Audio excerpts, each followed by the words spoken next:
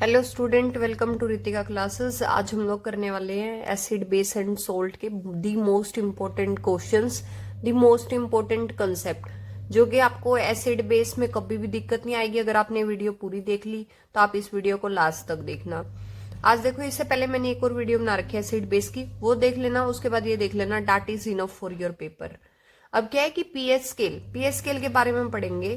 तो pH scale में क्या है कि पीएच में मतलब क्या है कि पीएच मतलब पोटेंस, ये सब बेकार है, हमारे पेपर में कभी आता ही नहीं पीएच का मतलब क्या है। ठीक है, तो आगे पढ़ते हैं। पीएच अगर 7 है तो न्यूट्रल है। ठीक है, अगर 0 से 7 है तो मतलब एसिडिक है, और 7 से 14 है तो बेसिक है। ठीक है, अगर हम लोग क्या है कि जैसे जैसे हम लोग इधर जाते जाएंगे 7 से कम में, 7 से 6 पे गए, 5 पे गए, 4 पे गए, 3 पे गए, 2 पे गए, 1 पे गए, 0 पे गए, तो ये बताओ कि सबसे ज्यादा एसिडिक कौन होगा और सबसे कम एसिडिक कौन होगा। जैसे हम यहाँ पे जाएंगे तो हमारे पास क्या होगा कि 1, अगर मान लो मेरे को पूछा जाए कि 1 और 2 में से ज्यादा एसिडिक कौन है, तो 1 ज्यादा एसिडिक है एज कम्पेयर टू 2। ओके, और जैसे जैसे हम यहाँ जाते जाते हैं तो एसिडिक करेक्टर बढ़ता जाता है, मतलब एच पॉजिटिव आयन की कंसेंट्रेशन भी क्या है, बढ़ती जाती है। ठीक है, ऐसी 7 to 14 है, 7 to 14 में जा रहे हैं तो हमारे पास क्या बेसिक नेचर बढ़ रहा है। बेसिक नेचर बढ़ रहा है मतलब OH नेगेटिव आयन की कंसेंट्रेशन बढ़ रही है। अब देखो वाइस वर्सा तो आता होगा, मतलब कि अगर यहाँ H पॉजिटिव बढ़ रहा है तो फिर हमारे पास क्या है कि यहाँ पे H पॉजिटिव कम हो रहा होगा, यहाँ पे OH नेगेटिव बढ़ रहा है तो यहाँ पे OH नेगेटिव कम हो रहा होगा। ये तो पता ही है सबको।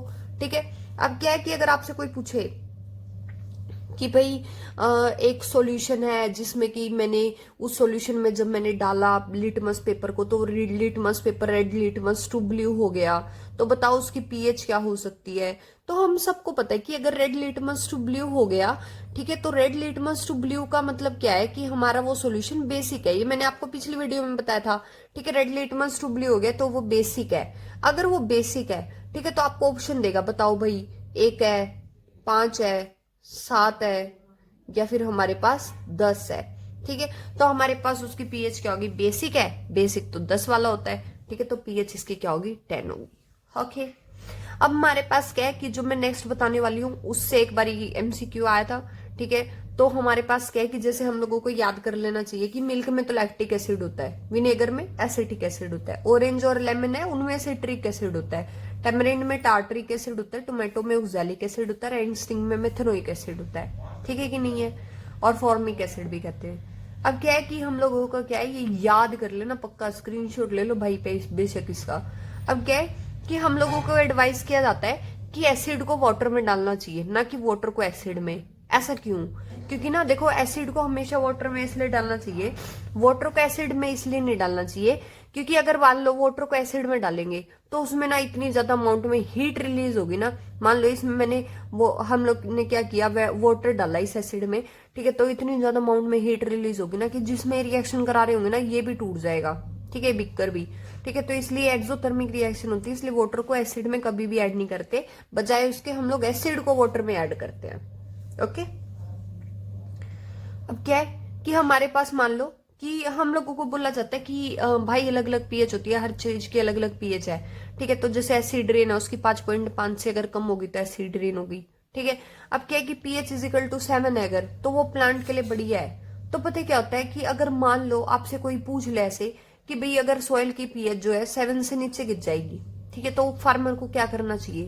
भाई फार्मर को अगर 7 से पीएच कम होगी, ठीक है, तो उसकी तो फसल खराब हो जाएगी, तो उसको 7 पीएच मेंटेन करनी पड़ेगी, तो वो अपनी फील्ड में क्विक लाइम, स्लैक लाइम, चौक जैसी चीजें डाल दे, जो कि क्या होगा हमारे पास, ये बेसिक होंगे, ये एसिडिटी को कम कर देंगे, तो क्या है हमारी पीएच मेंटेन हो जाएगी 7 पे। अब क्विक लाइम का फॉर्मूला सबको पता है क्या होता है, CaO, स्लैक लाइम का CaOH2, चाक का क्या होता है, CaCO3। ठीक है, अब हमारे पास क्या है कि जो हमारे पास डिस्टिल्ड वाटर होता है और एक रेन वाटर होता है। ठीक है, तो डिस्टिल्ड वाटर क्या होता है, कभी भी इलेक्ट्रिसिटी कंडक्ट नहीं करता। ठीक है, फिल्टर के पानी में देख लेना बिजली पास होगी कि नहीं होगी, वो तो डिस्टिल्ड वाटर है। रेन वाटर बारिश के पानी में देख लेना, बारिश के पानी में हो जाती है। क्यों? हमारे एटमोस्फेयर में ना अलग अलग तरह की गैसेस हैं, CO2, ठीक है, हमारे पास SO2, ठीक है, हमारे पास NO2, ठीक है, ये अलग अलग तरह की गैसेस हैं हमारे पास। अब क्या होगा, जब बारिश आएगी तो बारिश इन गैसेस के साथ मिक्स हो जाएगी, और मिक्स करके ना वो कोई एसिड्स बना देंगी कुछ। ठीक है, जैसे कि सल्फरिक एसिड बना दिया, कार्बोनिक एसिड बना दिया, नाइट्रिक एसिड बना दिया। ये होते तो थोड़े से अमाउंट में है, ठीक है। अब क्या होता है, पर ये क्या होते हैं, डिसोशिएट हो जाते हैं, आयंस में टूट जाते हैं। तो अगर ये जो एसिड बने ये आयंस में टूट गए तो इट मीन्स आयंस का फ्लो को ही क्या बोलते हैं, इलेक्ट्रिसिटी। तो रेन वाटर क्या करेगा, इलेक्ट्रिसिटी कंडक्ट करेगा और डिस्टिल वाटर नहीं करेगा। अब हमारे पास क्या है कि ना, देखो तुमने कभी दूध वाला देखा होगा, तो दूध वाला ना क्या करता है कि आपने कभी कभी ना उसको पाउडर मिलाते हुए देखा होगा दूध में। ठीक है, तो आप वो कहते होगे दूध वाले भैया पाउडर वाला दूध पिला रहे हैं। नहीं नहीं भाई, वो ना क्या कर रहा है कि वो बेकिंग सोडा डाल रहा है उसमें। ठीक है, तो बेकिंग सोडा क्या करता है, वो दूध को खराब नहीं होने देता। ठीक है, अब क्या होगा कि वो दूध लाया जैसे, ठीक है, तो क्या होगा कि उसकी पीएच तो कम हो जाएगी दूध की। अगर वो खराब जब होने वाला होगा तो वो तो कर्ड की तरफ मूव करना शुरू कर देगा। कर्ड वाली पीएच एसिडिक की तरफ होती है, तो एसिडिक पीएच की तरफ मूव करना शुरू हो जाएगा। ठीक है, तो वो पीएच क्या चाहता है, वो चाहता है कि वो बेसिक की तरफ थोड़ी सी हो जाए। बेसिक की तरफ होने से क्या आएगा कि पीएच नॉर्मल हो जाएगी, मतलब न्यूट्रल पीएच हो जाएगी मिल्क की। तो उसके लिए ना उसको क्या करना होता है, बेकिंग सोडा ऐड करता है वो, ताकि वो उसका दूध खराब ना हो। अब हमारे पास क्या है कि हम लोगों ने देखा होगा कि घर पे ना पीओपी करवाते हैं। ठीक है, तो प्लास्टर ऑफ पेरिस फॉर्मूला पूछ ले। प्लास्टर ऑफ पेरिस में अगर मैं 1.5H2O और डाल दूं तो क्या बन जाएगा, तो पीओपी का फॉर्मूला होता है CaSO4 H2O। ठीक है, उसमें 1.5H2O डाल देंगे, वाटर डाल देंगे, तो CaSO4 2H2 बन जाएगा, जो कि जिप्सम है। ठीक है, अब क्या होता है कि हमारे पास देखो एक तरह की रिएक्शन पूछे जाती है, न्यूट्रलाइजेशन रिएक्शन समथिंग वर्ड पूछा जाता है। न्यूट्रलाइजेशन रिएक्शन क्या होती है, अगर हम किसी भी एसिड को बेस में डाल दे तो वो न्यूट्रल हो जाएगा और वो सॉल्ट और वाटर बना देगा। एग्जाम्पल के तौर पे याद कर लो, एसिड HCl, बेस NaOH, बात डालेंगे तो Na इसका Cl इसका डाल देंगे, वाटर निकल जाएगा NaCl प्लस वाटर, बस। अब क्या होता है कि अब ना थोड़े से क्वेश्चंस ऐसे हैं ट्रिकी से शुरू हो गए हैं आने। ठीक है, तो मैं इसीलिए आपके लिए वीडियो बना रही हूँ ताकि आपको दिक्कत ना हो कहीं भी। ठीक है, मैग्नीशियम रिबन है। मैग्नीशियम रिबन लेके हम लोगों ने क्या किया, 2 सॉल्यूशन में डाल दिया, एक में HCl था, एक में CH3COS था। ठीक है, अब क्या है कि हमारे पास जैसे इसमें डाला ना, इसमें हाइड्रोजन गैस की वजह से थोड़ी सी ऐसे उसमें हलचल सी हुई। ठीक है, और जब इसमें डाला इसमें भी हुई। ठीक है, पर इसमें ये जल्दी हो गई रिएक्शन और ये कम स्लो हुई। क्यों, ऐसा क्यों हुआ भाई, क्योंकि HCl पता है सबको स्ट्रॉन्ग एसिड है, और स्ट्रॉन्ग एसिड जल्दी रिएक्ट कर जाएगा, डिसोशिएट जल्दी हो जाएगा, डिसोशिएट करके हाइड्रोजन बना देगा जल्दी। ठीक है, जिसकी वजह से कुछ हलचल हो रही है। ये वीक एसिड है, जल्दी डिसोशिएट नहीं होगा, जल्दी टूटेगा नहीं। ठीक है, जल्दी रिएक्ट नहीं करेगा, जल्दी रिएक्ट नहीं करेगा तो रिएक्शन स्लो हो जाएगी और ये जल्दी नहीं निकलेगा, बस इतना सा था। अब हमारे पास क्या है कि हम लोगों ने देखा होगा खट्टा डालते हैं दही बनाने के लिए, तो वो खट्टा क्या होता है, हमारे पास पीएच हम लोग उस मिल्क की बेस से मतलब न्यूट्रल से एसिडिक की तरफ ले जा रहे हैं।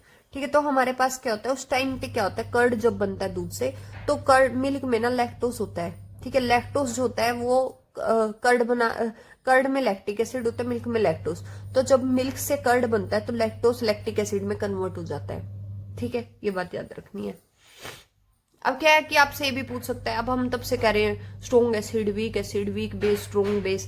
ठीक है, ये एग्जांपल याद कर लो, HCl जो है वो स्ट्रॉन्ग एसिड होता है, CH3COH वीक एसिड होता है। अगर आपसे कोई स्ट्रॉन्ग बेस वीक बेस पूछ ले तो ये दे देना, sodium hydroxide magnesium hydroxide.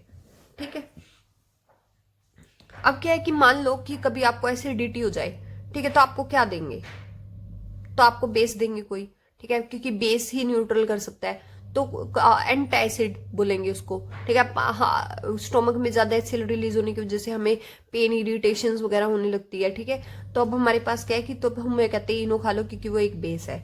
Baking soda एक बेस है, जब हम कि कोई भी पर्सन एसिडिटी से सफर करता है तो उसको बेकिंग सोडा भी दिया जाता है। अब क्या है कि हम लोग एसिड बेस पढ़ रहे थे। अब क्या होता है कि कुछ लोग ऐसे होते हैं इस दुनिया में जो कि acid as well as base दोनों की तरह बिहेव करते हैं, और उनको कुछ और नहीं, उनको एम्फोटेरिक ऑक्साइड्स कहते हैं। एग्जाम्पल याद कर लेना, एल्यूमिनियम ऑक्साइड और जिंक ऑक्साइड एम्फोटेरिक ऑक्साइड्स होते हैं। ठीक है, अब हमारे पास क्या होता है कि ना हम लोग शुरू एक बार हमने फर्स्ट चैप्टर में पढ़ा था water of crystallization something word. ठीक है, वाटर ऑफ क्रिस्टलाइजेशन वर्ड क्या होता है कि हमारे पास किसी भी मॉलिक्यूल में कितने वाटर मॉलिक्यूल ऐड लगे हुए हैं साथ में।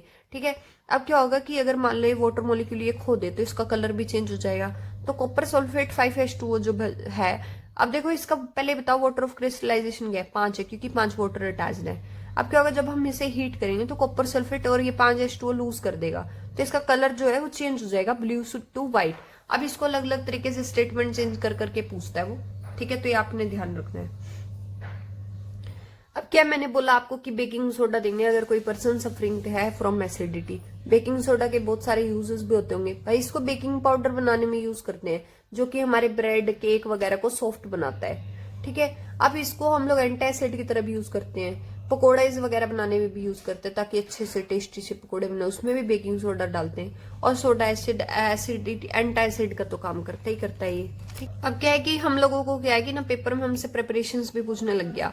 एक बात याद रखना, आपने ना चारों कॉमन सोल्ट की प्रिपरेशन याद रखनी है। बेकिंग पाउडर, बेकिंग सोडा, ठीक है, हमारे पास एक क्लोर एल्कली प्रोसेस होती है। सारी प्रोसेस की जो भी अपने के पास कॉमन सोल्ट है हमारे सिलेबस में, वो सारी की प्रिपरेशन यूजेस याद करके जानना है। ठीक है, प्रिपरेशन क्या है कि हम लोग कैसे बनाएंगे बेकिंग सोडा को, कैसे बनाएंगे भाई कि ना हमारे पास अमोनिकल, ये अमोनिकल है, ये ब्राइन सोल्यूशन होता है NaCl plus water. Ammoniacal solution of carbon dioxide को हम ऐड करेंगे ब्राइन में, तो जैसे हम ऐड करेंगे हमारे पास बेकिंग सोडा बन जाएगा। ठीक है, NaCO3। ओके, ये हमारे पास प्रिपरेशन है। कितनी सिंपल है ना। अब क्या है कि हमारे पास, मान लो आप लोगों को थोड़ा सा ट्रिकी सा क्वेश्चन पूछूं मैं कि कोई भी सब्सटेंस एक्स है, उसको हीट किया, उसने वाई बनाया, और जब उसको वाटर में पास किया ना, तो उसने क्या किया, लाइम वाटर जो है, जैसे उस सब्सटेंस को लाइम वाटर में डाला तो लाइम वाटर मिल्की हो गया।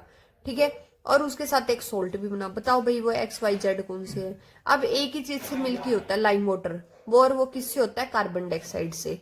ठीक है, कार्बन डाइऑक्साइड क्या करती है, लाइम वाटर को मिल्की में कन्वर्ट कर देती है। अब हमारे पास क्या है कि जो हमारे पास X है, ठीक है, अब हमारे पास CO2 हमारे पास एक रिएक्शन में मिलती है। अब देखो X के लिए क्या हिंट देगा कि वो पकोड़ा, क्रिस्पी पकोड़ा वगैरह ऐसा कुछ बनाने के लिए यूज करते हैं उसको, और वो कोई नहीं बेकिंग सोडा है, NaHCO3 है, मतलब X। ठीक है, CO2 निकली Y, CO2 है। सोल्ट बना होगा NaHCO3 से, सोल्ट क्या बना होगा, सोडियम बाइकार्बोनेट से सोडियम कार्बोनेट बन जाता है Na2CO3, और साथ में वाटर निकली होगी। ये हमारे पास रिएक्शन है।